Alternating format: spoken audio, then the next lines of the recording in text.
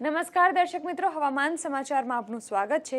કાળઝાળ ગરમીથી ત્રસ્ત ગુજરાતવાસીઓને આગામી દિવસોમાં રાહત મળવાની છે। હવામાન વિભાગની આગાહી પ્રમાણે રાજ્યમાં 7 દિવસ પ્રી મોન્સૂન એક્ટિવિટી અંતર્ગત વરસાદ પડી શકે છે। આગામી દિવસોમાં દાહોદ, છોટાઉદેપુર, ડાંગ, તાપી, નવસારી, વલસાડ, દમણ અને દાદરાનગર હવેલી જિલ્લાના અમુક ભાગમાં હળવા વરસાદ અને ગાજવીજ સાથે વરસાદ થઈ શકે છે, જ્યારે દીવ અને રાજ્યના બાકીના જિલ્લાઓમાં હવામાન શુષ્ક રહી શકે છે।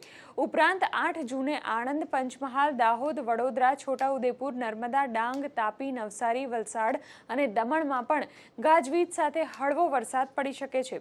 તો આ તરફ 10 જૂને દક્ષિણ ગુજરાતના તમામ જિલ્લાઓમાં અમુક સ્થળોએ તેમજ દાદરાનગર હવેલી અને ઉત્તર ગુજરાતના મહેસાણા, સાબરકાંઠા, ગાંધીનગર, અરવલ્લી, ખેડા, અમદાવાદ, આણંદ, પંચમહાલ, દાહોદ અને મહીસાગરમાં વરસાદની સંભાવના છે, જ્યારે રાજ્યના બાકીના જિલ્લાઓમાં અંશતઃ હવામાન શુષ્ક રહી શકે છે।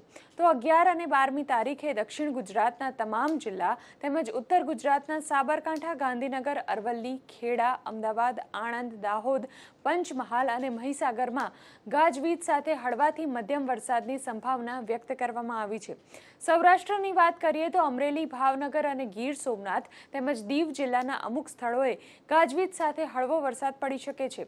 આ દિવસો દરમિયાન રાજ્યમાં 30 થી 40 કિલોમીટર પ્રતિ કલાકની ઝડપે પવન ફૂંકાઈ શકે છે। હવે વાત કરીએ તાપમાનની, તો આજે રાજ્યમાં મહત્તમ તાપમાન 41.7 ડિગ્રી નોંધાયું છે। આ સિવાય 41.4 ડિગ્રી તાપમાન સાથે રાજકોટ, 39.2 ડિગ્રી તાપમાન સાથે ડીસા, 39.2 ડિગ્રી સાથે વડોદરા પણ રાજ્યમાં ગરમ રહ્યું હતું।